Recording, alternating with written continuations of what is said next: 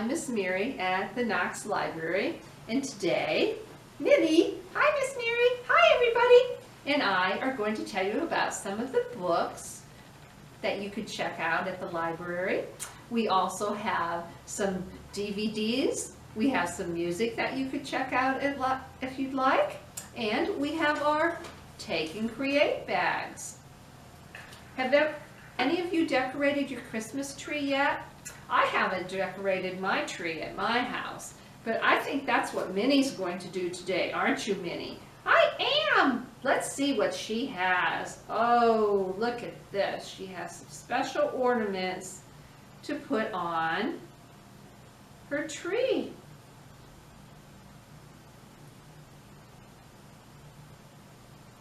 Oh, Minnie, your tree looks beautiful. Thank you, Miss Mary. Our Take and Create bags for December have ornaments in them. We have them for all ages, but the one I'm going to show you is the one for the toddlers. We have the Grinch on one side, and if you turn it around, there's the Grinch's heart. And if you're familiar with that movie or with that story, you know that the Grinch's heart changed. The movie How the Grinch Stole Christmas came out in 1966. That's 54 years ago. I'm going to share just a little bit of How the Grinch Stole Christmas by Dr. Seuss with you.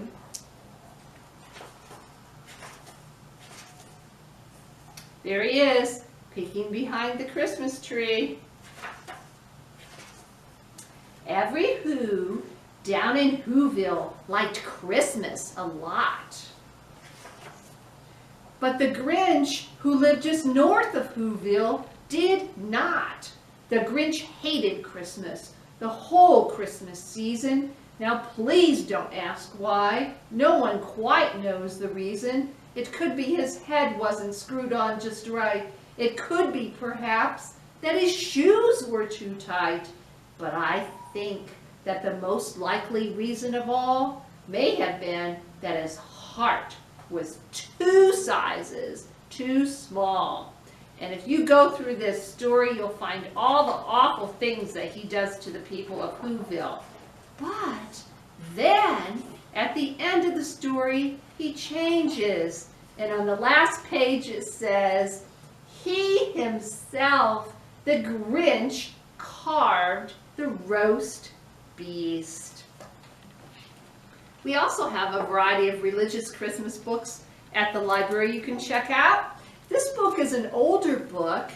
It was written in 1952 by Margaret Wise Brown, but the illustrations have been updated. It's very charming and calming and peaceful for young children. This is called Christmas in the Barn.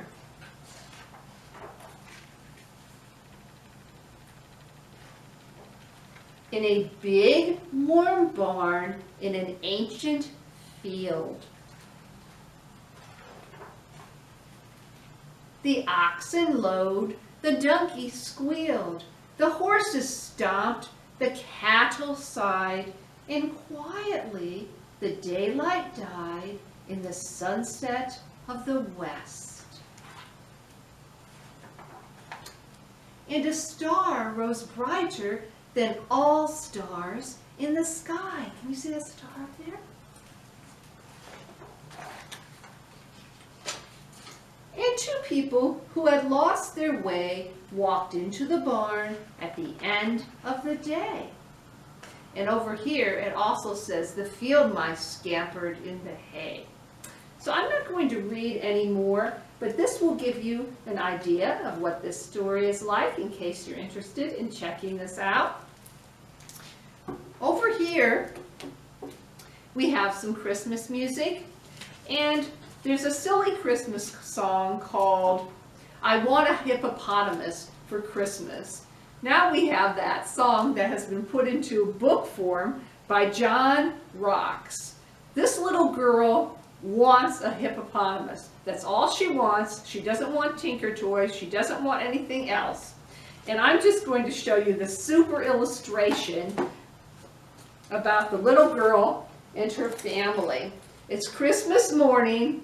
The dad has a look of bewilderment on his face. The mom has her hand over her face going like, oh no. And the little girl is thrilled, and the hippopotamus is so happy. It says, I can see me now on Christmas morning creeping down the stairs. Oh, what joy and what surprise when I open up my eyes to see my hippo hero standing there.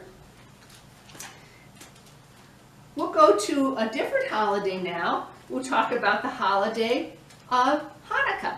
And this book is called Latka, the Lucky Dog, and it's by Ellen Fisher. This little dog was rescued from an animal shelter, and he gets into all sorts of mischief. And I don't know if you've ever had latkes before. I had some last year for the first time. They're like potato pancakes, and they are fried in oil. Sometimes people eat them with sour cream. You can eat them with applesauce. They're very good. And we're going to see what this little dog does on Hanukkah. This is the second night of Hanukkah. On the second night of Hanukkah, boxes wrapped in paper and bows were on the floor. I'm the new guy, so they must be for me, I figured. I tore them open, but there was nothing for a dog. Look what Latka did, said Zach. He tore our presents. Time for me to hide behind a chair. But Zoe picked me up and said, you were just trying to help, weren't you, cutie pie? We'll wrap them back up and pretend nothing happened. Thanks, Zoe. I am one lucky dog. On the third night, I smelled something frying. Now, don't touch these, Mom said, shaking her finger at me. Latkes, shouted Zoe. Dinner for me. So I ate them all. Bad dog, said Mom. You heard your name, didn't you, boy, said Zach. We can still have Hanukkah without latkes. I am one lucky dog. So the book goes on, and you can find out what else Latka does in this silly Hanukkah story. Another book that has candles, but it's a different holiday, is called My First Kwaza. It's by Kieran Katz.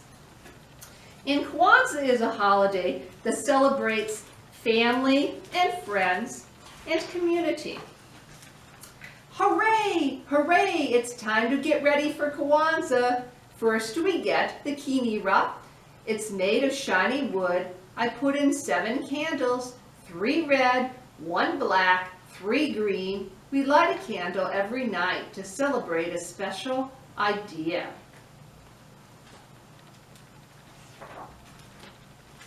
And here it shows the second day of Kwanzaa, and her mother is fixing her hair. It says, I asked Mommy to braid my hair in a fancy African way. It makes me feel proud. And if you go on to some of the other pages, this one talks on the third day they plant flowers.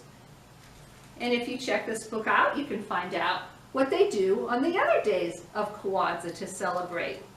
The final book I'm going to talk about is a toddler book, and maybe you've noticed this has a little handle, perfect size for hands to carry, small hands. It's called Jingle and Joy, and it's illustrated by Lindsay Dale Scott, and the copyright is Cottage Door Press, LLC. And it has a lot of different educational concepts in this, but it's presented in a fun way, as you'll be able to see. Welcome to the North Pole. Let's name Santa's elves. And if your child likes lift the flat books, this is a perfect one. Point to some things that are red, green, and pink. Let's peek inside Santa's workshop. What kinds of toys would you like to make? And if you open this up, it says 2 days till Christmas. Which teddy bear is biggest? Which ball is smallest? Well, I hope you're having fun and staying safe and enjoying whatever that you do to get ready for your holiday celebrations. Come on into the library, stop by at the children's department and check out all our new books, check out the movies or the music DVDs, and hopefully you can get some Take and Create bags if you haven't gotten one already.